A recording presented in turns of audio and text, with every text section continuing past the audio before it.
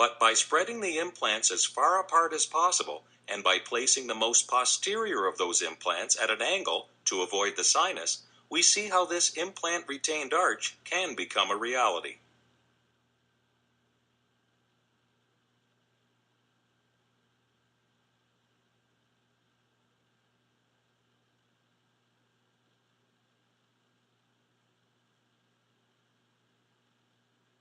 After the implants are placed, abutments are added to the implant fixtures, to which the final prosthesis will attach.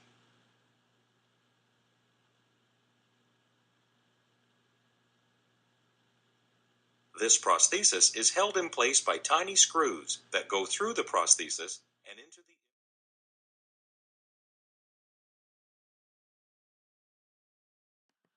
This movie demonstrates the use of small implants made by Bicon placed in the posterior mandible that has experienced severe atrophy.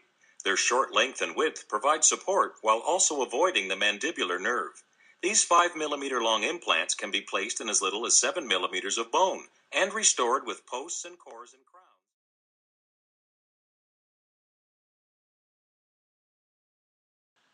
When the food hits the gum in this area, it can have no effect, or it can break the seal between the gums and the implant head.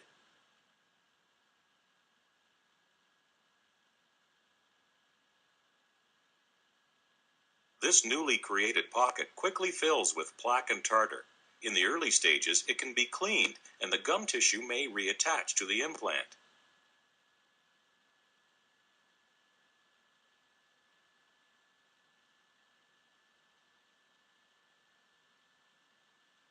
This attachment can be broken again, however, creating a deeper pocket that cannot be adequately cleaned and resulting in the tissue being unable to reattach to the implant.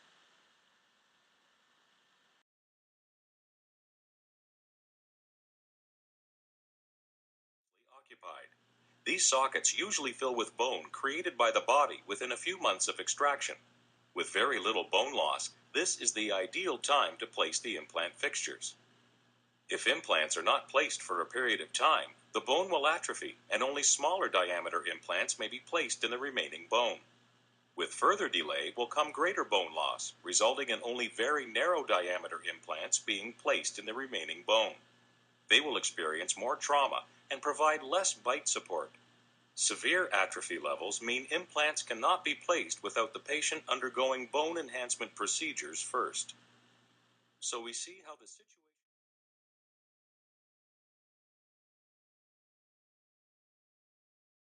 situation, the flap is reflected from the teeth. A prefabricated human graft tissue can be placed into the area.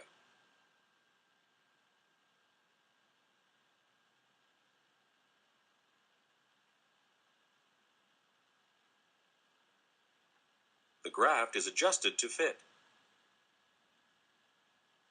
and sutured into place. The flap is then repositioned back on top, covering the graft completely and sutured into place.